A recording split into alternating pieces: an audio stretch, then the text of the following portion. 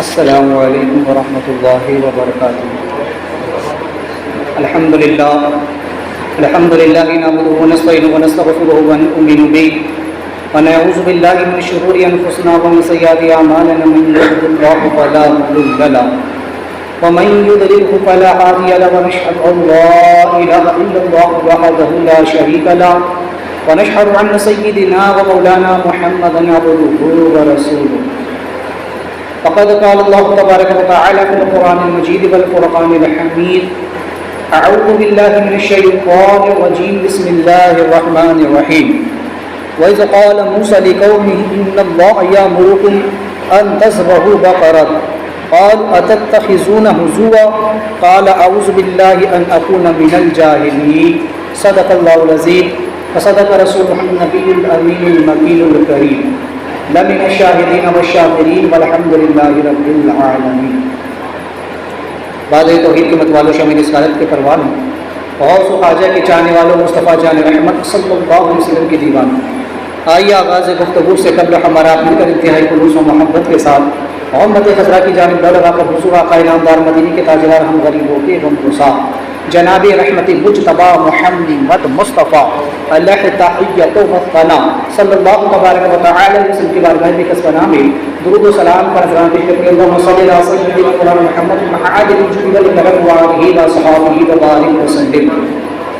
ایک ہوتا پڑی جو اللہم صلی علی سیدنا محمد صلاۃ المنجی بحمد الارض والعقاب وتقضینا بحاجت الحاجات وتطهرنا بحمد جميع السیئات وترفعنا بها عندك الدرجات وتبلغنا بنفس الغایات من جميع الغایات والحیات بعد الممات انك لكل شیء قدیر۔ حصول برکت کے لیے ایک ہوتا پڑی اللہم صلی صلاۃ کاملہ وسلم سلام تحمہ علی سیدنا محمد وذکر حلول قدر فرج وقدر من حوائجنا بالرغائب وحسن الحوائج ومستسقى الغمام بوجهه الكريم وعلى آله وصحابه في كل لمحة نفس بعدد كل معلوم لك يا الله يا الله يا الله۔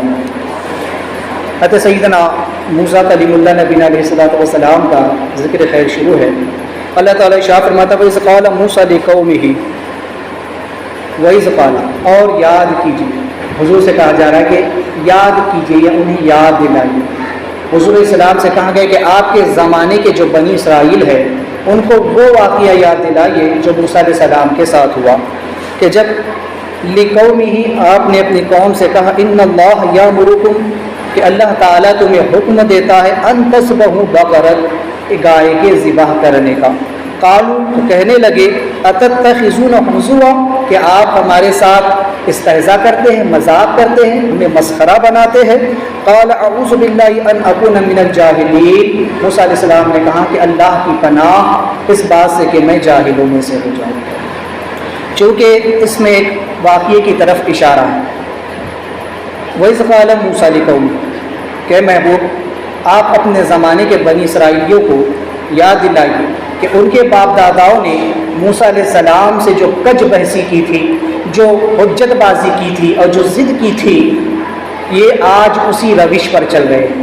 آج یہ لوگ بھی بحث کر رہے ہیں، آپ سے طرح طرح کے سوالات کر رہے ہیں، تو انہیں وہ واقعہ یاد دلائیے اور آپ بھی غم زدہ نہ ہوئیے، اس لیے کہ یہ واقعہ آپ بھی جانتے ہیں کہ یہ وہ قوم ہے کہ جنہوں نے خود اپنے نبی سے بحث کی۔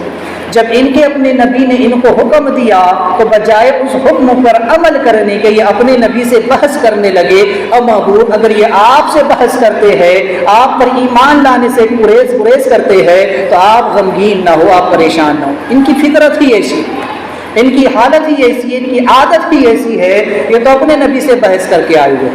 تو چونکہ انہیں وہ واقعہ یاد دلائیے کہ جب موسیٰ علیہ السلام کے زمانے میں ایک واقعہ ہوا یوں کہ ایک شخص عابل نامی بہت مالدار تھا اور لا ولد تھا، اس کی کوئی اولاد نہیں تھی اور بہت زیادہ اس کے پاس مال و دولت تھی، جائیداد تھی، لہٰذا اس کے چچا زاد بھائیوں نے اس کو قتل کر دیا اور قتل کر کے اس کی لاش کو دوسری بستی والوں کے، دوسرے شہر والوں کے دروازے پر لے جا کر کے ڈال دیا، اور خود واویلا کرتے ہوئے، شور کرتے ہوئے، روتے ہوئے موسیٰ علیہ السلام کے پاس آ گئے اور کہنے لگے کہ فلاں بستی والوں نے ہمارے بھائی کو قتل کر دیا، ہمیں ان سے جو ہے تو قصاص چاہیے، بدلہ خون بہا چاہیے۔ اب اس میں ان کا فائدہ یہ تھا کہ جب بھائی مر گیا تو ظاہر سی بات ہے اس کی وراثت تو ہمیں ملے گی، تو وراثت کے لالچ میں ان لوگوں نے بھائی کو قتل کر دیا اور الزام ڈال دیا دوسری بستی والوں کو۔ موسیٰ علیہ السلام نے ان بستی والوں کو بلایا اور بلا کر کے ان سے پوچھا کیا تم نے اس شخص کا قتل کیا؟ وہ انکار کر گئے، کہنے لگے ہم نے اس کا قتل نہیں کیا، ہم نے اسے نہیں مارا ہے، ہماری اس سے کیا دشمنی ہے، ہم اسے کیوں کر قتل کر۔ لہٰذا اس واقعے کی طرف جو ہے تو اس کا اشارہ کیا گیا۔ تو چونکہ موسیٰ علیہ السلام نے قوم سے کہا کہ ان اللہ یامرکم، چونکہ اس وقت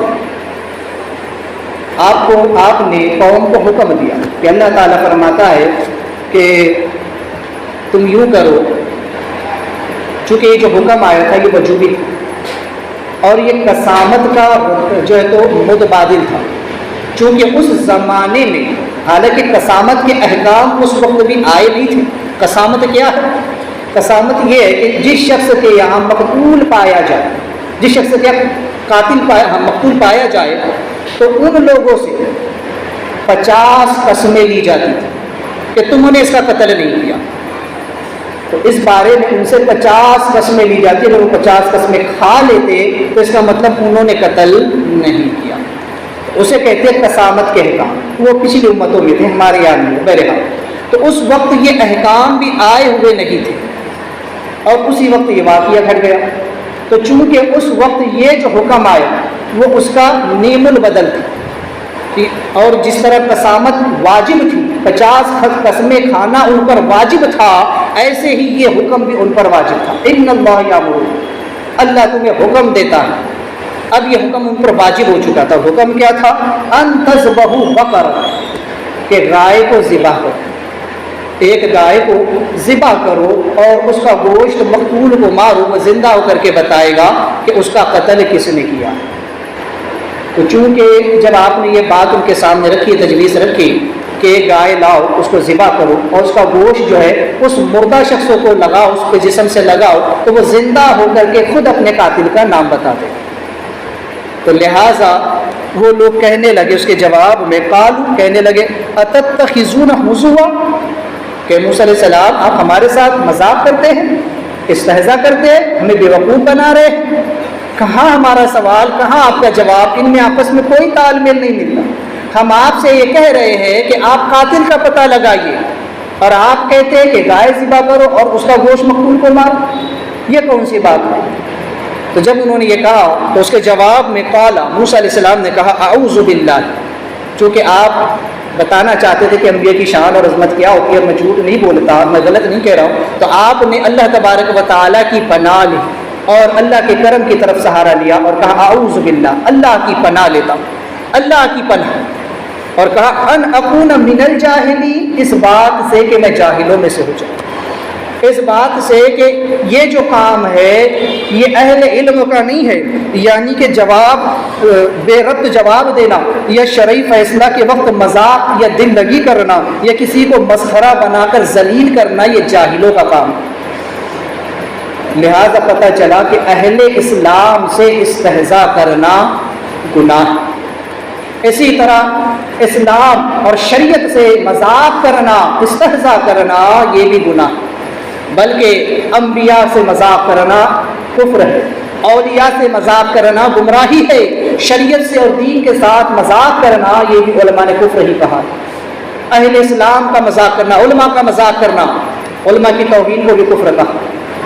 جو صاحب عزت ہے اس کے ساتھ مذاق کرنا، اس کا مذاق اڑانا یہ بھی جو ہے تو گناہ ہے۔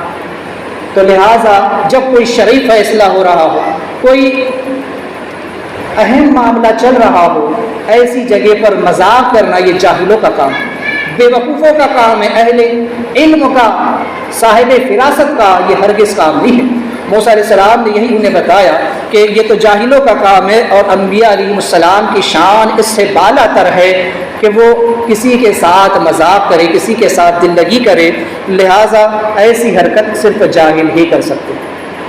تو چونکہ یہاں پر بنی اسرائیل خود موسیٰ علیہ السلام سے جو ہے تو سر تابیا اور معمولی حکم میں نکتہ چینیاں کر کے خود مشقت میں پڑ گئے، انہوں نے موسیٰ علیہ السلام سے کج بحثی کی، حجت کرنی شروع کر دی۔ آپ نے حکم دیا تھا کہ ایک گائے کو لو، اس کو ذبح کرو، اس کا گوشت اس مردار کو، اس مردہ شخص کو مارو، وہ زندہ ہو کر اپنے قاتل کا نام بتا دے۔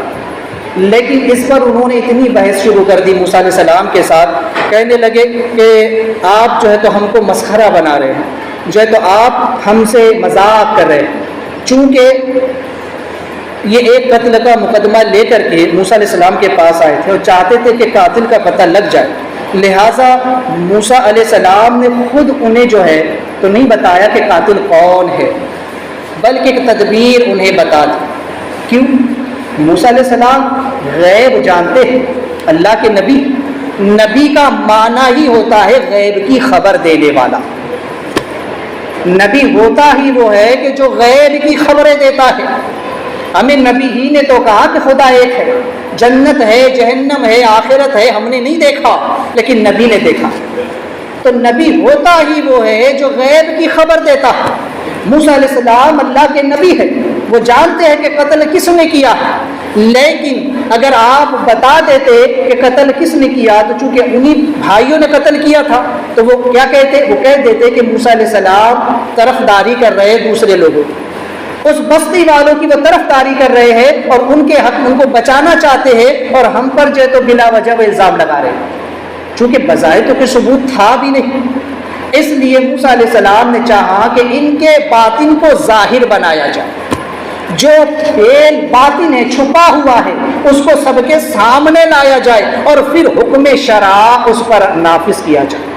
یہی طریقہ اور یہی قانون ہے، کیونکہ شریعت کے تمام احکام ظاہر پر لگتے ہیں، باطن پر نہیں لگتے۔ اگر کسی نے گناہ کیا ہے اور وہ چھپ کر کے گناہ کیا تو جب تک اس کا گناہ ظاہر نہیں ہو جاتا تب تک اس کو شریعت کوئی حکم نہیں لگاتی۔ ہاں، جب اس کا گناہ ظاہر ہو جائے، جب اس کا عمل سب کے سامنے آ جائے، اب جا کر شریعت کا اس پر حکم نافذ ہو۔ ایک واقعہ میرے ذہن میں آیا، حضرت عبدالعزیز دباغ رحمۃ اللہ تعالیٰ مغربی بزرگ ہے یہ اور بہت پائے کے بزرگ، ان کی سوانح عمری پر کتاب ان کے خلیفہ اور ان کے شاگرد نے لکھی ہے جس کا نام ہے خزینۃ المعارف۔ اس میں انہوں نے ایک واقعہ لکھا کہ ایک وقت ایسا ہوا کہ ایک شخص نے قیمتی موتی چوری کر لیا اور اس کو پکڑ کر کے دو بزرگوں کی بارگاہ میں لایا گیا۔ وہ دونوں ہی صاحب فراست بزرگ تھے، وہ دونوں ہی اللہ والے تھے، دونوں ہی باطن کو دیکھنے والے تھے، لوگوں کے دل اور احوال کو پڑھنے والے تھے۔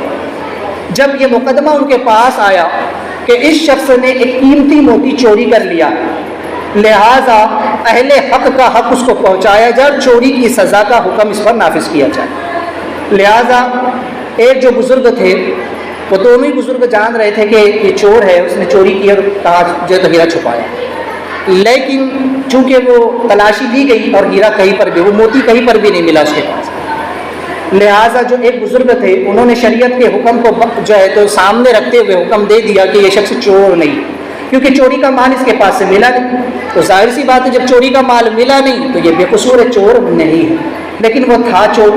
تو جو دوسرے بزرگ تھے انہوں نے جو ہے تو ایک تدبیر لگائی، چونکہ وہ جان رہے تھے کہ یہ چور ہے اور اس نے وہ جو قیمتی موتی ہے اپنی ناک میں چھپا کر کے رکھا ہے، لہٰذا انہوں نے کچھ ایسا کیا کہ جس کی وجہ سے اس کو چھینک آ گئی، اور جیسے اس کو چھینک آئی وہ موتی اس کی ناک سے نیچے گرا، لہٰذا وہ جو اس کا فعل چھپا ہوا تھا وہ سب کے سامنے آ گیا کہ ہاں یہ چور ہے اور اسی کے پاس موتی تھا اور اسی نے چرایا تھا۔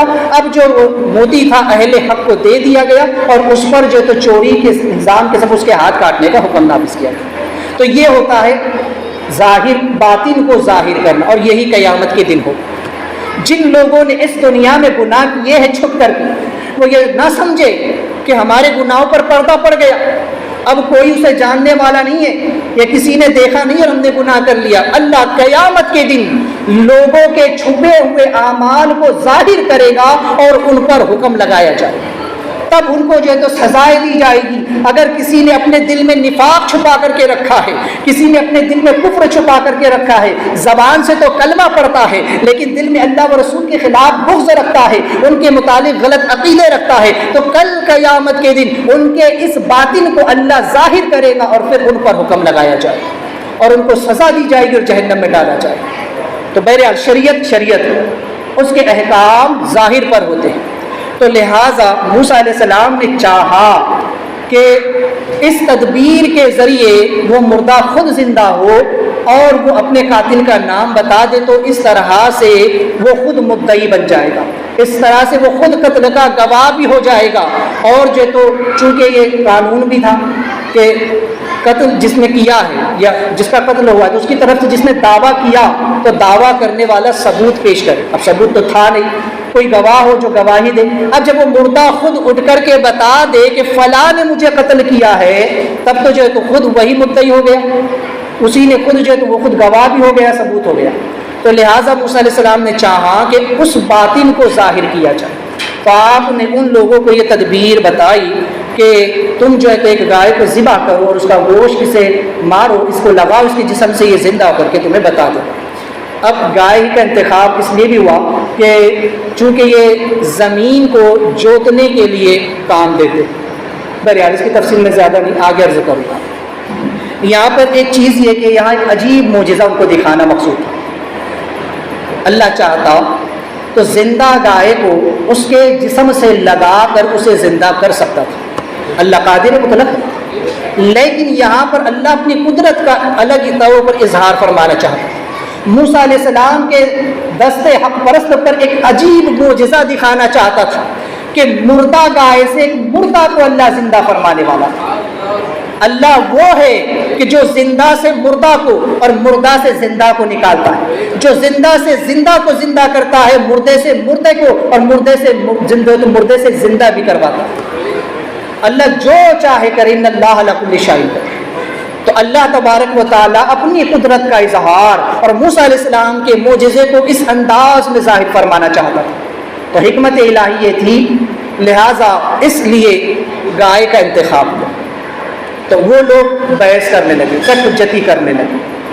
یہاں پر ایک نقطہ میں عرض کر دوں، چونکہ اب قریب ہی وہ زمانہ بھی، موسم بھی آ رہا ہے قربانی، انشاءاللہ اس پر بھی ایک جمعہ تقریر ہوگی، لیکن یہاں سردست ایک بات سن لیجیے۔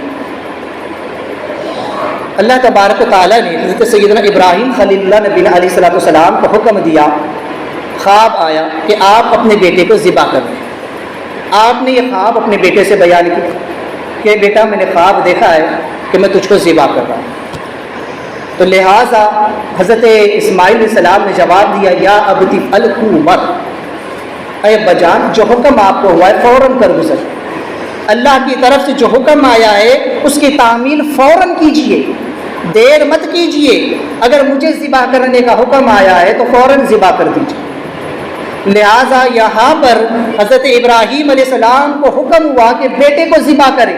آپ نے اللہ سے حجت نہیں کی، یہ نہیں کہا کہ مولا بیٹے کو ذبح کر دوں، 60 سال کی عمر میں تو بیٹا پیدا ہوا ہے اور اب جا کر کے وہ جوان ہوا ہے، برسوں کے بعد میں اس سے مل رہا ہوں اور مولا تو فرماتا ہے اسے میں ذبح کر دوں، اپنے ہاتھوں سے اپنے بیٹے کا گلا کاٹ دوں۔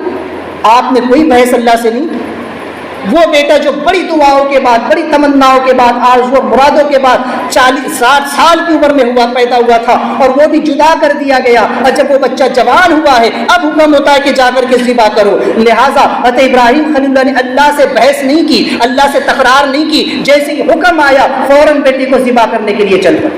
اور جب یہ خواب اپنے بیٹے کو سنایا تو بیٹے نے یہ نہیں کہا کہ یہ خواب کی بنیاد پر مجھے ذبح کرنا چاہتے ہو، کہ شریعت کے احکام تمہارے سامنے نہیں ہے، شریعت پہلے خواب بعد میں ہے۔ لیکن بیٹے نے کوئی بحث نہیں کی، کیونکہ بیٹا جانتا تھا میرا باپ نبی ہے اور نبی کا خواب بھی سچا ہوتا ہے، نبی کا خواب وحی الہی ہوتا ہے۔ بیٹے نے اپنا سر تسلیم خم کر دیا، یہاں باپ نے اللہ کے حکم پر سر جھکا دیا، بیٹے نے باپ کے حکم پر سر جھکا دیا۔ قرآن نے کہا فلما اسلم وتلہ للجبین، کہ باپ اور بیٹا دونوں ہمارے حکم پر راضی ہو۔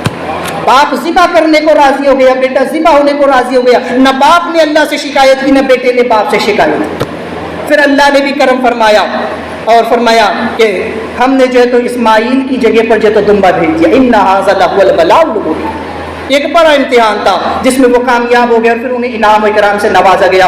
آپ کو مقام خلت دیا گیا، ابراہیم کو خلیل اللہ بنا دیا گیا اور اسماعیل کو ذبیح اللہ کا خطاب دے دیا گیا۔ لیکن یہاں بنی اسرائیل کو حکم تھا کہ گائے کو ذبح کرے، بیٹا ذبح کرنے کا حکم نہیں ہوا۔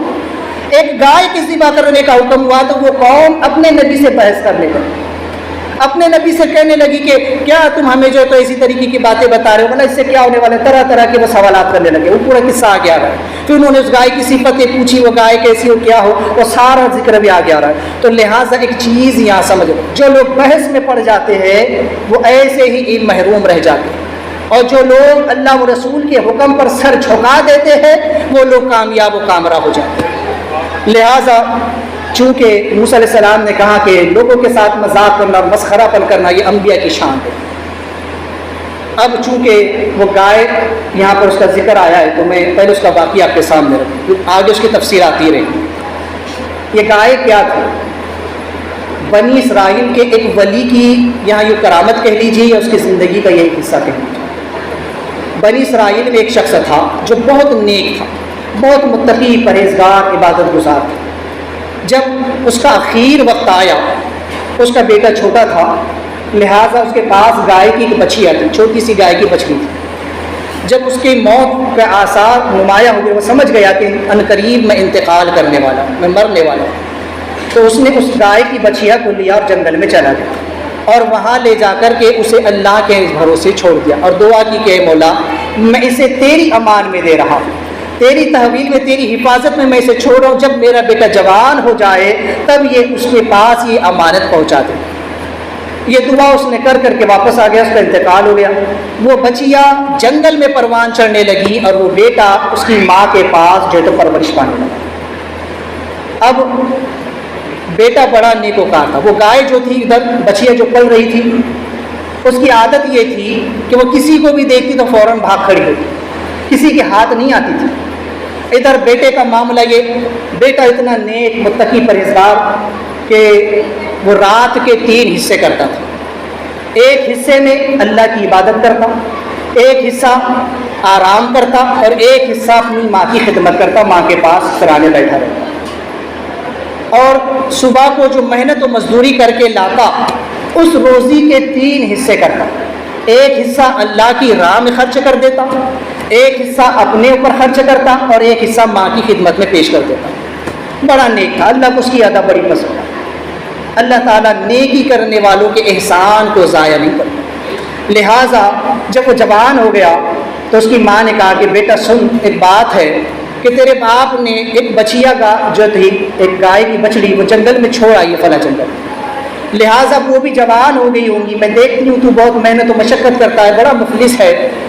لہٰذا ایسا کر کے تم جنگل میں جا اور ابراہیم و اسحاق علیہ السلام کے خدا سے دعا کر کہ اے ابراہیم و اسحاق کے خدا، میرے باپ نے جو امانت تیرے سپرد کی ہے وہ میرے پاس لوٹا. لہٰذا اس گائے کی علامت یہ ہے کہ جب تو اس کو دیکھے گا تو اس کے جسم سے گویا نور کی شعاعیں نکل رہی ہیں اور اس کا نام مذہبہ ہے. لہٰذا تو جا اور اسے لے کر گیا. اب ماں کے حکم کی تعمیل میں وہ جنگل پہنچا. جیسے ہی جنگل میں گیا اس نے اللہ تعالیٰ سے دعا کی اور ابراہیم اسحاق علیہ السلام کا واسطہ اور وسیلہ کیا. لہٰذا وہ گائے دوڑتی اس کے پاس آ کر کے کھڑی ہو. وہ گائے جو کسی کے پاس نہیں آتی تھی، کسی کے ہاتھ نہیں آتی تھی، وہ اس کے پاس آ کر کے کھڑی ہو. اس نے اس کی گردن پکڑی اور اسے لے کر کے چلنے لگا. تو اس گائے نے کہا کہ تم مجھ پر سوار ہو جاؤ، یہ تمہارے لیے زیادہ بہتر ہے. تو اس نے کہا کہ میری ماں نے مجھے تجھ پر سوار ہونے کا حکم نہیں دیا، بلکہ میری ماں نے کہا اس کی گردن پکڑ کر کے لے آنا. میری ماں نے تجھ پر بیٹھنے کا حکم نہیں دیا، اس لیے تجھے گردن پکڑ کر کے ہی لے جاؤ. اس گائے نے کہا کہ بنی اسرائیل کے خدا کی قسم، اگر تو مجھ پر بیٹھ جاتا تو میں کبھی تیرے ہاتھ میں نہ تھا. اب کے بعد تو جو بھی کہے گا وہ کروں گی. اور تو وہ ہے کہ اگر تو کہہ دے پہاڑ کو اپنی جگہ سے ہٹنے کے لیے تو پہاڑ بھی اپنی جگہ سے ہٹ جائے. اور یہ سب کچھ تجھے ماں کی خدمت کی وجہ سے ملا ہے. لہٰذا اس کو لے کر کے وہ ماں کے پاس آئے اور اس کی ماں نے کہا کہ بیٹا ایسا کر کے اس کو بازار میں لے جا کر کے بیچ دو. کہا کتنے میں بیچوں؟ کہا 1 دینار میں بیچ دینا. اس وقت 1 دینار بہت تھا. ماں نے کہا کہ اس کو 1 دینار میں فروخت کر دیں، لیکن شرط یہ ہے کہ پہلے مجھ سے آ کر ایک مرتبہ پوچھ لے. کہا ٹھیک. اب وہ لے کر کے بازار میں پہنچا. ادھر اللہ تبارک و تعالیٰ نے اس کی آزمائش کے لیے فرشتے کو بھیجا. وہ فرشتہ آیا اور اس نے اس گائے کی خریداری کا سودا کیا، اس سے بات. کہنے لگا اس کو کتنے میں بیچو؟ کہنے لگا کہ میری ماں نے 1 دینار کہا کہ اچھا ٹھیک ہے مجھ سے 3 دینار لے لے، لیکن یہی مجھ کو دے دے، اپنی ماں سے پوچھنے مت جا۔ کہا کہ نہیں یہ تو نہیں ہوگا، میں اپنی ماں سے پوچھے بغیر اسے نہیں بیچوں گا، کیونکہ ماں نے کہا کہ بیچنے سے پہلے مجھ سے پوچھ لینا، تم اگر 3 دینار کیا مجھے کتنے بھی دینار دے دو تب بھی میں اسے بھی نہیں بیچوں گا۔ کہا اچھا ٹھیک ہے ماں سے پوچھ کر آؤ۔ اب یہ ماں سے پوچھنے کے لیے آیا اور ماں نے کہا اچھا ٹھیک ہے 3 دینار میں بیچ دو، لیکن پھر بھی ایک مرتبہ آ کر مجھ سے پوچھ لینا۔ اب یہ واپس آیا، پھر اسی سے ملاقات ہوئی، کہا کہ کیا ہوا؟ کہا کہ میری ماں نے 3 دینار کے لیے ہاں کہہ دیا، لیکن شرط وہی ہے کہ بیچنے سے پہلے ایک مرتبہ میری ماں سے پوچھ لوں۔ اس فرشتے نے کہا کہ اچھا ٹھیک ہے ایسا کر کے 6 دینار لے لیں، لیکن ماں سے مت پوچھ۔ اس نے کہا یہ تو نہیں ہوگا، بغیر ماں سے پوچھے میں نہیں دوں گا۔ کہا اچھا ٹھیک ہے پوچھ کر گیا، پھر پوچھنے کے لیے آیا، ماں نے کہا اچھا ٹھیک ہے بیچ دے، لیکن پھر بھی مجھ سے پوچھ لینا۔ پھر جب تیسری مرتبہ آیا پھر اس فرشتے نے کہا کہ مجھ سے 12 دینار لے لے، لیکن ماں سے مت پوچھ۔ کہنے لگا اگر اس کے برابر سونا دوں گے تب بھی میں جو ہے تو اسے نہیں بیچوں گا جب تک اپنی ماں سے نہ پوچھوں۔ لہٰذا کہا اچھا ٹھیک ہے اپنی ماں سے پوچھ لے۔ جب پھر ماں کے پاس آیا تو اس کی ماں سمجھ گئی کہ یہ ضرور کوئی فرشتہ ہے جو آزمائش کے لیے آیا ہے۔ اس کی ماں نے کہا بیٹا جا اور جا کر اس سے پوچھ کہ کیا ہم اس گائے کو بیچے یا نہیں بیچے۔ جب وہ آیا اور کہا کہ میری ماں نے یہ کہا ہے کہ تم سے یہ پوچھوں کہ اس گائے کو بیچوں یا نہیں بیچوں، تو اس فرشتے نے کہا کہ اسے ابھی مت بیچو، اسے لے جا کر اپنے پاس رکھو، ان قریب وہ وقت آنے والا ہے کہ بنی اسرائیل کو اس کی ضرورت پڑے گی اور موسیٰ علیہ السلام اس سے تمہیں خریدنے کے لیے آئیں گے۔ اس وقت اس کی قیمت یہ متعین کرنا کہ اسے ذبح کرنے کے بعد اس کے چمڑے میں بھر کر کے مجھ کو سونا دیا جائے، لہٰذا وہ قوم تمہیں سب کچھ دیں گی جو تم مانگو گے، لہٰذا اس وقت کے لیے اسے بچا کر کے رکھ۔ یہ ہے ماں کی خدمت کا صلہ۔ لہٰذا وہ اس گائے کو لے کر کے اپنے گھر واپس چلا گیا۔ تو چونکہ اب ذکر پورا آگے آئے گا کہ کس طریقے سے ان لوگوں کے نے جو موسیٰ علیہ السلام سے بحث کی اور کیا معاملہ ہوا، یہاں پر چند باتیں سمجھ لیں۔ ایک چیز کہ بزرگوں کے قول پر، ان کے حکموں پر اپنی عقل کے گھوڑے نہ دوڑایا کریں، بلکہ بزرگان دین جو کہہ دے، اللہ والے جو کہہ دے اسی پر فوراً عمل کر لیا۔ اگر کوئی وہاں اپنی عقل کا گھوڑا دوڑائے گا تو وہ ضرور نقصان اٹھائے گا۔ آقا کریم صلی اللہ تبارک و تعالی علیہ وسلم جب بھی کوئی حکم دیتے صحابہ کرام فوراً حکم کی تعمیل کرتے۔ حضور نے ادھر حکم دیا، ادھر صحابہ نے اس کو پورا کر دیا۔ لیکن منافقوں کا یہ طریقہ تھا، منافقوں کا یہ حال تھا کہ منافق حضور کے حکموں میں چوں چرا کرتے تھے، حضور کے حکم پر جو ہے تو وہ مذاق کیا کرتے تھے، تمسخر کیا کرتے تھے۔ آقا کریم صلی اللہ تبارک و تعالی علیہ وسلم نے ایک مرتبہ اپنے صحابہ سے فرمایا ان قریب وہ وقت آ رہا ہے کہ ہم روم و ایران کو فتح کر لیں۔ صحابہ اکرام خوشیاں منانے لگے، اتنے بڑے ملک روم اور ایران فارس کو ہم فتح کریں گے۔ تو صحابہ تو خوشی سے مچل رہے تھے، لیکن منافق آپس میں سرگوشی کرنے لگے، منافق آپس میں چیمگوئیاں کرنے لگے کہ یہ لوگ بھلا اتنے بڑے بڑے شہروں کے اتنے بڑے ملکوں کو فتح کریں گے، یہ جاہل گوار لوگ فتح کریں گے۔ محمد صلی اللہ علیہ وسلم یہاں بیٹھ کر کے کہتے ہیں کہ وہ روم ایران کو فتح کر لیں گے معاذ اللہ۔ انہوں نے تمسخر کے لیے یہ کہا، حضور کا مذاق اڑاتے ہوئے یہ کہا، صحابہ کی توہین کرتے ہوئے یہ کہا۔ ادھر جب حضور کو خبر ہوئی، حضور نے ان کو بلانا بھیجا اور کہا تم نے ایسا کہا، کہنے لیکن بس ہم تو مذاق کر رہے تھے، ہم تو آپس میں ایسی باتیں کر رہے تھے۔ اللہ تعالیٰ نے آیت کریمہ نازل فرما دی، لا تعتذروا قد کفرتم بعد ایمانکم، بہانے مت بناؤ، تم کافر ہو چکے ایمان لانے کے بعد۔ قل ابی اللہ وآیاتہ ورسولہ کنتم تستہزئون، کیا تم اللہ اس کے رسول اور اس کی آیتوں کے ساتھ مذاق کرتے ہو، ٹھٹا کرتے ہو، کافر ہو چکے ہو۔ تو یہ منافقوں کا طریقہ ہے۔ اہل ایمان تو حضور کے حکموں پر فوراً عمل کر لیتے ہیں، لیکن بے ایمان جو ہوتے ہیں، جن کے دلوں میں نفاق ہوتا ہے، وہ بحث پر اتر آتے ہیں، وہ بحث کرتے ہیں۔ یہاں آقا کریم صلی اللہ علیہ وسلم نے حکم دیا کہ اللہ نے تم پر زکوٰۃ فرض کی، تمام صحابہ نے زکوٰۃ کا مال لا کر حضور کی خدمت میں پیش کر دیا۔ ثعلبہ بن حاطب حضور کے حکم کے خلاف چلنے لگا، حضور کے حکم میں جو ہے تو اس پر اپنے عقلی گھوڑے دوڑانے لگے۔ یہ زکوٰۃ کیا ہے؟ یہ ایک قسم کا ٹیکس ہے، یہ تو بس ایک قسم کی وصولی ہے جو ہم سے ہمارے مال پر لی جا رہی ہے. کما ہم رہے ہیں, محنت ہم کر رہے ہیں, اور محمد صلی اللہ علیہ وسلم چاہتے ہیں, حضور چاہتے ہیں کہ ہم جو ہے تو ان کے لیے جو تو مال دے, یا ہم غریبوں میں اپنا مال دے دیں, محنت ہم کریں اور کوئی اور نہ. یہ زکوٰۃ کیا ہے؟ ایک قسم کا ٹیکس ہے, جزیہ ہے. یہ تو ہم سے رہنے کا جو ہے تو ٹیکس لیا جا رہا ہے. اس نے حضور کے عمل پر اپنی عقل کا گھوڑا دوڑایا. انجام و دردناک ہوا کہ جب وہ زکوٰۃ لے کر بھی آیا تو نہ اللہ نے قبول کیا, نہ رسول اللہ نے قبول کیا, نہ صحابہ نے قبول کیا, بلکہ مرتد ہو کر کے مر. جو نبی کے حکم کے خلاف چلے گا ایسے ہی مرتد ہو کر کے مر جائے. جو اولیاء اللہ کے حکموں کے خلاف چلے گا وہ گمراہ بدین ہو جائے گا. جو اولیاء, جو علماء اور علماء کرام اور مشائخین کے حکموں کے خلاف چلے گا وہ انسان بھی ضرور سیدھی راہ سے بہکے گا. لہٰذا جب کوئی اللہ والا حکم دے تو اس حکم کو فوراً جو تو مان لیا جائے. لہٰذا ایک چیز یہ کہ یہاں سے ایک مسئلہ یہ بھی سمجھ میں آیا کہ جانوروں کو اپنے جائز مقاصد کے لیے ذبح کرنا جائز ہے. اپنے جائز کام کے لیے جانور کو ذبح کرنا یہ اس پر ظلم کرنا نہیں ہے. جیسے آج کل بہت ساری دوائیوں کے لیے یا انسانوں کے علاج کے لیے بہت سے جانوروں پر ریسرچ کیا جاتا ہے, یا ان کا گوشت, کبھی کسی کا خون یا وغیرہ وغیرہ جو تو چیزیں ضرورت جو تو پیش آتی ہیں.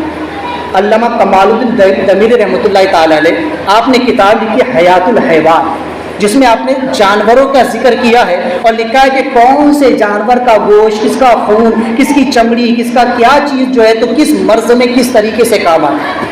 تو بہرحال یہ چیز مسئلہ کہ اللہ تبارک و تعالیٰ نے ان تمام چیزوں کو انسانوں کے نفع کے لیے پیدا کیا. جانور کو اپنے حلال مقصد کے لیے ذبح کرنا یہ گناہ نہیں ہے, یہ جائز ہے. اللہ تبارک و تعالیٰ نے یہ پوری کائنات انسان کے لیے بنائی. اے انسان تو اس پر غور کر, اس میں تدبر کر, یہ سب کچھ تیرے لیے. تو اگر چاہے تو اس کو مسخر کر سکتا ہے, تو چاہے تو اس پوری کائنات پر حکومت کر سکتا ہے, اور ہو بھی رہا. آج سائنس نے اتنی ترقی کر لی ہے, آج انسان عروج کی ان منزلوں کو پہنچ چکا ہے کہ آج کئی دور تک کے موجود کہکشاؤں کو دریافت کر لیا گیا. آج انسان بلیک ہول تک کو جان چکا ہے. آج انسان دنیا کی پیمائش کر چکا ہے. آج یہاں تک کہ انسان نے ہواؤں کو مسخر کر لیا, سورج کی شعاؤں کو قید کر لیا ہے. آج جنگلی جانور بھی انسان کے قبضے میں ہوتے ہیں کہ انہیں کس طریقے سے کنٹرول کرنا ہے. آج شیر کو بھی سرکس میں لا کر کے نچایا جا رہا ہے. بڑے بڑے طاقتور اور جنگلی جانوروں تک پر انسان قابو پا چکا ہے. پوری کائنات پر گویا انسان حکمرانی کر رہا ہے, لیکن رب کائنات فرماتا ہے بندے یہ سب کچھ میں نے تیرے کے لیے بنایا ہے, تو ان سب سے فائدہ اٹھا, ان سے نفع حاصل کر, لیکن شرط یہ ہے میری عبادت. میں نے سب کچھ تیرے لیے بنایا, تجھے اپنی عبادت کے لیے بنایا. ہمیں شریعت منع نہیں کرتی ہے علم حاصل کرنے سے, بلکہ ہمیں تو حکم دیا گیا علم حاصل کرو, غور کرو, تدبر کرو, فکر کرو, سوچو اس کائنات کے اندر کیا کیا ہے. تم اللہ کی قدرتوں کو پاؤ گے, اللہ کی نشانیوں کو پاؤ گے. یہ جانور ان کی پوجا پاٹ مت کرو. لوگ سمجھتے ہیں کہ اس کے اندر 33 کوٹی خدا موجود ہے. معاذ اللہ, خدا کسی میں حلول اختیار کرنے سے پاک ہے. وہ کسی میں سماتا نہیں ہے, وہ کسی کے جسم میں اتر کر کے نہیں آتا ہے. وہ معبود ہے, برحق ہے, وہ تنہا ہے, وہ یکتا ہے. وہ ہر چیز سے, ہر جسم سے اور ہر چیز سے پاک و صاف ہے. وہ سبحان سبو ہے. لہٰذا ان جانوروں کی پرستش مت کرو, یہ سب مظاہر خدا بندی ہے. خدا نے ان جانوروں کو تمہارے نفع کے لیے پیدا کیا ہے, تمہارے فائدے کے لیے بنایا ہے, تمہاری سواریوں کے لیے بنایا ہے, تمہارے کھانے کے لیے بنایا ہے, تمہاری پوجا پاٹ کے لیے نہیں بنایا. ان کی پوجائیں کرتے مت بیٹھے رہو.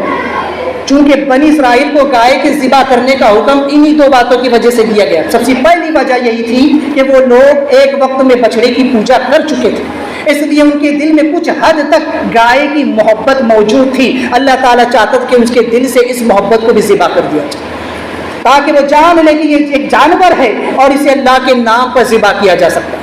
یہ خدا نہیں ہے, یہ الہ نہیں ہے, یہ معبود نہیں ہے, یہ عبادت کے لائق نہیں ہے, اس کی بندگی نہیں ہوگی. اس لیے جو تو حکم دیا گیا ہے کہ اس کو نکال دو, اس کو ذبح کرو, تاکہ انسان سبق حاصل کرے کہ ہر وہ چیز جسے وہ خدا سے زیادہ چاہتا ہے, وہ مال, وہ دنیا, وہ حرص, وہ طمع, وہ شہوت, وہ لالچ, ان تمام چیزوں کو وہ اپنے دل سے ذبح کر دے, نکال دے, صرف اللہ سے محبت کرے. یہ یہاں پر پیغام دے گا. دوسری چیز یہ کہ وہ جو بنی اسرائیل کا وہ ولی شخص تھا جس نے اپنی امانت خدا کی یہاں چھوڑی تھی، اور وہ بچہ جو بڑا متقی تھا اس کو اللہ تعالیٰ کسی طرح سے یہ جو ہے تو سونا چاندی ہے اس کو مال دینا چاہتا تھا، اس کی یہ تدبیر تھی کہ وہ گائے لینے کے لیے اس کے پاس آئے اور اس طرح سے اس کو لے جا کر کے وہ ذبح کرے اور اس طرح اس کا بھی فائدہ ہو جائے، ان کا بھی کام نکل جائے۔ تو ان حکمتوں کے تحت اللہ تعالیٰ نے حکم دیا کہ اس کو جو ہے تو ذبح کرو۔ ایک چیز یہ بھی سمجھ لیں کہ اصل اشیاء میں اباحت اور شریعت میں جس چیز پر کوئی پابندی نہ ہو اس پر اپنی طرف سے پابندیاں نہیں لگانی چاہیے۔ شریعت نے جس بات سے منع کر دیا اس سے رک جاؤ، اور شریعت نے جس بات سے منع نہیں کیا اس میں پابندیاں مت لگاؤ، اپنی طرف سے نہ حکم بڑھاؤ نہ گھٹاؤ، اپنی طرف سے پابندیاں مت بڑھاؤ کہ یہ ایسا وہ ویسا۔ اسی لیے کہا گیا کہ جب کوئی بزرگ کوئی عمل بتائے تو اس کو فوراً کر گزرو، اس میں قیدیں مت بڑھاؤ اپنی طرف سے، بار بار اپنے اوپر خود پابندیاں مت لگاؤ، کیونکہ بنی اسرائیل اسی وجہ سے مصیبت میں پڑ گئے۔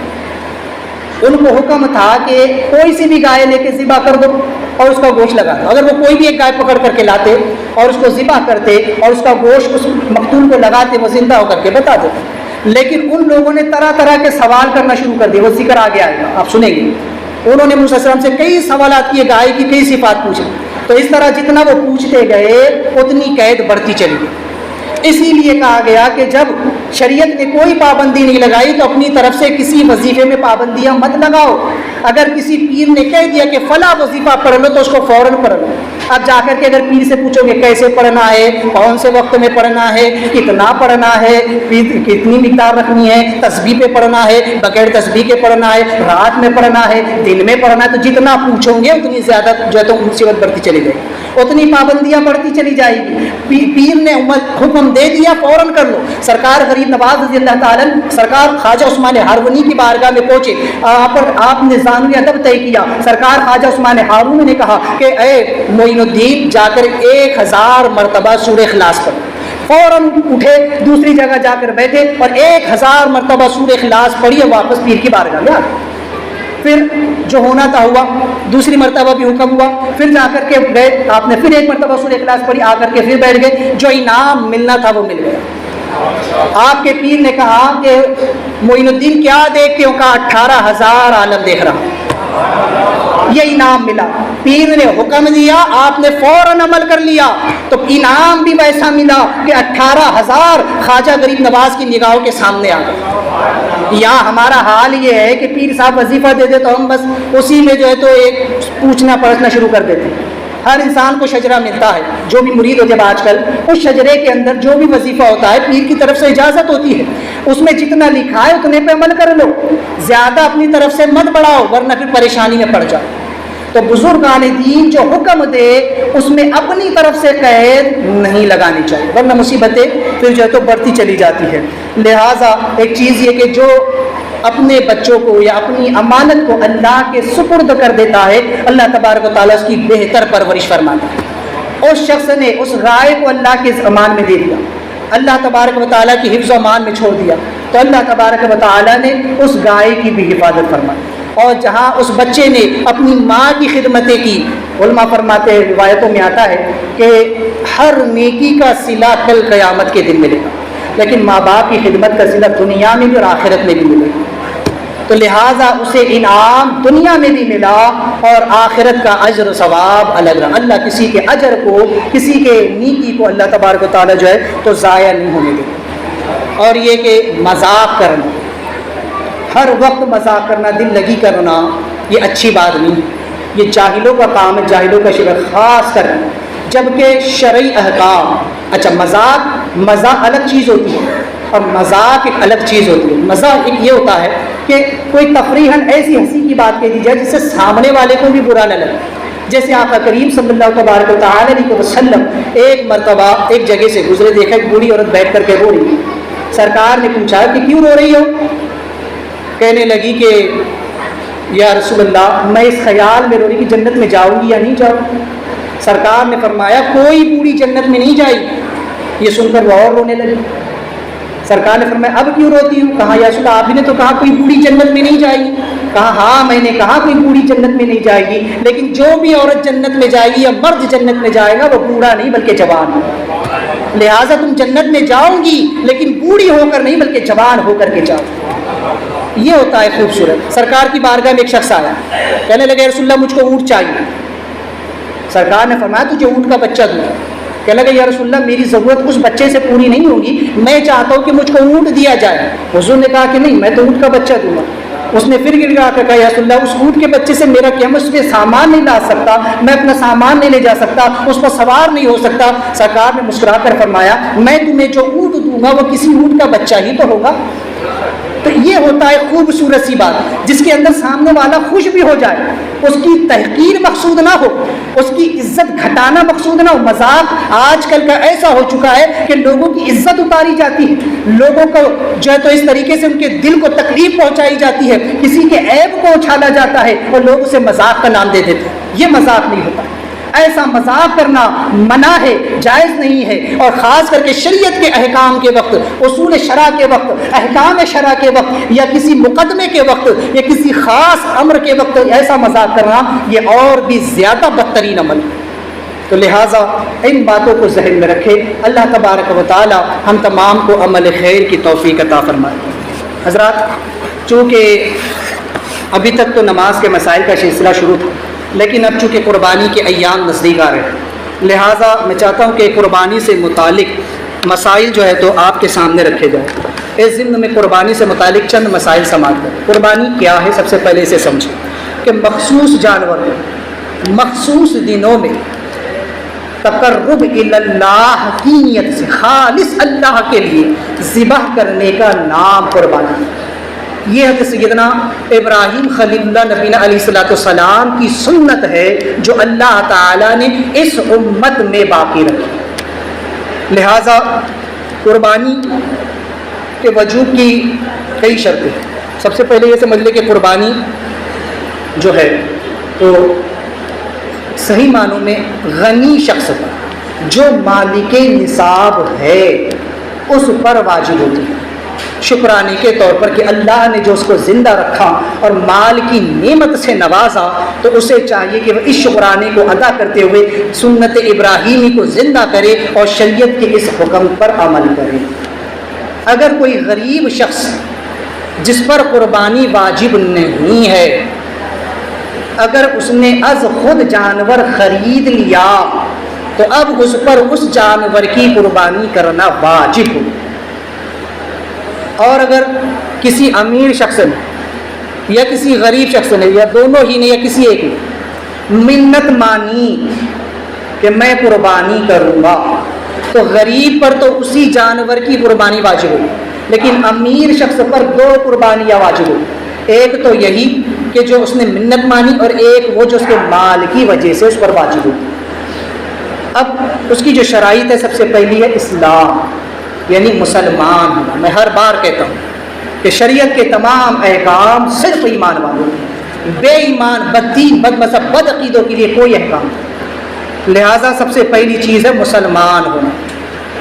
دوسری چیز ہے اقامت، یعنی کہ مقیم ہونا، مسافر نہ ہونا۔ اگر کوئی شخص مسافر ہے، شرعی مسافر وہ ہے جو 92 کلومیٹر کے سفر کے ارادے سے اپنے گھر سے نکلا، وہ شخص مسافر۔ لہٰذا اس شخص پر جب تک وہ حالت سفر میں ہے اس پر قربانی واجب نہیں۔ یہاں ایک مسئلہ بات آئی تو بتا دوں، وہ لوگ وہ حجاج جو حج کے لیے جاتے ہیں، اگر وہاں جا کر وہ مقیم ہو جاتے ہیں تو پھر ان پر قربانی واجب ہو جائے۔ ایام نہر میں اگر وہ مکہ میں مقیم رہے، 15 دن اگر ایک ہی جگہ پر ٹھہرے رہے تو وہ مقیم ہو گئے اور ان پر بھی قربانی واجب ہو جائے۔ اور اگر وہ مقیم نہ رہے بلکہ کبھی عرفات میں ہے، کبھی مزدلفہ میں جانا پڑ رہا ہے، کبھی مینا میں جانا پڑ رہا ہے، کبھی اس شہر سے اس شہر، اس جگہ سے اس جگہ جانا پڑ رہا ہے، تو وہ مقیم نہیں رہے۔ 15 دن اگر وہ ایک جگہ پر نہیں ہے، ادھر سے ادھر جا رہے تو وہ مسافر ہے اور ان پر قربانی واجب نہیں ہوگی۔ وہ جو قربانی وہاں کرتے ہیں وہ قربانی حج کا شکرانہ ہے۔ وہ جو قربانی حجاج کرتے ہیں وہ قربانی حج کا شکرانہ ہے، یہ سمجھ لیں۔ تیسری چیز مالک نصاب ہونا. یہاں مالک نصاب ہونے سے مراد وہ نصاب ہے جس سے صدقہ فطر واجب ہوتا، نہ کہ وہ جس سے زکوٰۃ واجب ہوتی. صدقہ فطر واجب ہونے کے لیے الگ بات ہے اور زکوٰۃ کے وجوب کے لیے نصاب الگ ہے نا. چونکہ جس شخص کے پاس نصاب کی مقدار کیا ہے فی زمانہ، جس کے پاس 9 تولہ سونا یا پھر 61 تولہ چاندی یا ان میں سے کسی ایک کی مقدار کی رقم موجود ہے، وہ مالک نصاب. اب مالک نصاب ہو گیا. اب زکوٰۃ اس پر کب آئیں گی؟ جب ہولان ہو سال گزرے گا تب اس پر زکوٰۃ آئے گی. لیکن قربانی کے لیے یہ چیز شرط نہیں ہے، بلکہ اگر کسی شخص کے پاس تیسرے دن کا سورج ڈوبنے سے پہلے اتنی رقم آ گئی کہ وہ نصاب کی مقدار کی ہے تو وہ شخص مالک نصاب پر قربانی واجب ہو. سال کا گزرنا شرط نہیں. اسی طرح مالک نصاب میں ہوتا یوں ہے کہ اگر کسی شخص کے پاس حاجت اصلیہ سے زائد چیزیں موجود ہو تو پھر اس پر جو تو زکوٰۃ کا مسئلہ الگ ہوتا ہے. لیکن یہاں پر الگ ہوتا ہے کہ اگر کسی شخص کے پاس نصاب سے مقدار کی زائد کی رقم موجود ہے تو پھر اس پر قربانی آ جائے. اگر گھر میں اتنے برتن ہیں کہ جو نصاب کی مقدار کو پہنچ جاتے تو پھر قربانی آ جائے. ایک گھر کے علاوہ دوسرا گھر ہے، قربانی آ جائے. ایک پلاٹ کے علاوہ دوسرا پلاٹ ہے، قربانی آ جائے. زکوٰۃ نہیں آئی لیکن قربانی آ جائے. یہ سمجھیں. تو وہ مقدار جس سے صدقہ فطر واجب ہوتا ہو وہ مراد. ٹھیک ہے. لہٰذا یہاں پر سال کا گزرنا شرط ہے. ایک چیز اور، حریت یعنی آزاد ہونا، قید نہ ہونا، غلام نہ ہونا. جیسے کہ پچھلے زمانوں میں لوگ غلام ہوا کرتے تھے، ان پر قربانی واجب ہے. لہٰذا آج بھی اگر کوئی قید ہو، مقید ہو، اس پر قربانی نہیں ہے، لیکن جو آزاد ہے اس پر قربانی رہے گی. لہٰذا قربانی چونکہ ایک مالی عبادت ہے جو مال سے ادا کی جاتی ہے. لہٰذا مسافر اگر سفر کے دوران ہے اگر قربانی کر لے تو وہ نفل ہے، اس کا ثواب وہ پائے. اسی طرح ایک مسئلہ اور سمجھیں کہ اگر کوئی شخص جس پر قربانی واجب نہ تھی یا مسافر اس پر قربانی واجب نہ تھی اور ان لوگوں نے قربانی کر دی، اب ایام نہر ہی میں وہ مسافر مقیم ہو گیا یا وہ شخص جو غریب تھا امیر ہو گیا تو اب اس پر دوسری قربانی کرنا پھر سے واجب. کہ پہلی قربانی جو کی وہ واجب نہ تھی، اس نے از خود اپنی طرف سے، لیکن اب جو واجب ہوئی ہے وہ شریعت کی طرف سے واجب. اگر ایک شخص، بہت سے لوگ ہوتے ہیں، اب ایک مسئلہ اور ذہن میں آیا تو بتا دوں، بہت سے لوگوں کا معاملہ یہ ہوتا ہے، وہ کہتے ہیں کہ بھائی ہمارے ابا کے نام سے کر دو، اماں کے نام سے کر دو، میرے فلاں دادا کے نام سے کر دو، وہ فلاں کا انتقال ہو گیا ان کے نام لے لو. تو یاد رکھو لے سکتے ہیں، لیکن کب؟ جب آپ پہلے اپنا وجوب ادا کریں. پہلے اپنا واجب ادا کرو. آپ پر قرضہ ہے اور آپ اپنا قرضہ نہیں پھیرو گے اور دوسرے کو جو ہے تو فائدہ پہنچاؤ گے، کہاں کی عقل مندی. اللہ نے اگر آپ کو وسعت دی ہے، آپ کے پاس مال کی فر روانی ہے، تو ایک حصہ اپنا لینے کے بعد اپنے ماں باپ کے نام سے بھی کرو. اب جس کے نام سے کرنا ہوگا کوئی منائی نہیں ہے، لیکن اپنا واجب پہلے ادا کرو.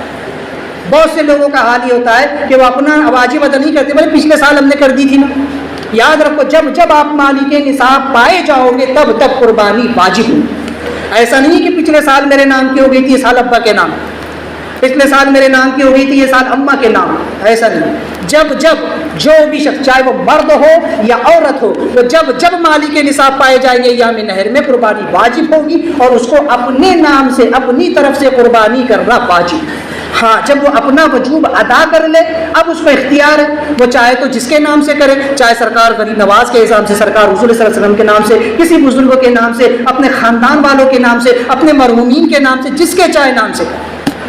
ایک مسئلہ اور سمجھو، اگر کوئی شخص اپنی طرف سے اپنے گھر والوں کی قربانی کرنا چاہتا ہے تو ان سے اجازت لے لے، اپنی بیوی سے، بچوں سے پوچھ لے کہ میں تمہارے نام سے، تمہاری جانب سے قربانی کرنا چاہتا ہوں. اگر وہ اجازت دے دے فبی بہتر. اگر ان سے اجازت نہ لی تو ان کی طرف سے قربانی نہ ہو، اس لیے بہتر ہے کہ ان سے اجازت لے لی۔ اسی طرح جو ہے تو ایک چیز یہ کہ قربانی جو ہے ایام نہر میں ہی واجب ہے۔ اگر ایام نہر گزر گئے، قربانی کے 3 دن گزر گئے اور اس کے بعد کسی نے جانور کو ذبح کیا تو وہ قربانی نہ ہو۔ اگر کسی نے جانور نہیں خریدا اور قربانی نہیں کی تو اب ایام نہر گزرنے کے بعد ایک بکرے کی قیمت صدقہ کرنا واجب۔ اگر کسی نے قربانی کا جانور خرید رکھا تھا اور ایام نہر گزر گئے اور جانور کو ذبح نہیں کیا، قربان نہیں کیا، تو اب اس جانور کو زندہ صدقہ کر دے۔ اگر اسے ذبح کر دیا تو اس کو مکمل کا مکمل صدقہ کر دے، اس میں سے کچھ بھی نہ کھائے، بلکہ اس کو ذبح کرنے سے جو کمی اس کے اندر آئی ہے، زندہ جانور اور ذبح شدہ جانور کے درمیان جو قیمت کا فرق آیا ہے، اتنی قیمت بھی صدقہ کر دے۔ اسی طرح سے اگر کوئی شخص جو ہے تو اس کو موقع نہیں ملا، آخر وقتوں میں جو ہے تو اس کے پاس اتنی رقم آئی کہ وہ مالک نصاب ہو گیا، تو وہ ایک حصہ، اچھا بعض لوگ سمجھتے ہیں کہ پورا جانور ذبح کرنا، نہیں، پورا جانور آپ پر واجب نہیں ہوتا ہے، بلکہ ایک ہی حصہ۔ اگر بڑا جانور ہے تو ایک حصہ، چھوٹا جانور ہے بکرا وغیرہ تو اس میں ایک ہی حصہ ہوتا ہے، لیکن اگر بڑا جانور ہے تو اس میں 7 حصے ہوتے ہیں، ایک حصہ آپ پر واجب ہوتا ہے۔ اگر کسی نے پورا جانور اپنے طرف سے ذبح کیا تب بھی 7 حصوں سے اسی ایک کا واجب ادا ہوگا۔ ایسا نہیں ہوگا کہ ایک سے واجب ہو جائے گا اور باقی نفل ہو جائیں گے، ایسا نہیں ہوگا۔ تو جی جانور کے احکام آئندہ ہفتے، اس ہفتے صرف بس یہ سمجھیے کہ قربانی کے جو اہم مسائل وہ سمجھ لیں۔ جانور کے احکام، جانور کون سا ہو، اس کی عمر کتنی ہو، اس کے تعلق سے جو بھی معاملات ہیں وہ انشاءاللہ آئندہ ہفتے تفصیل سے بیان۔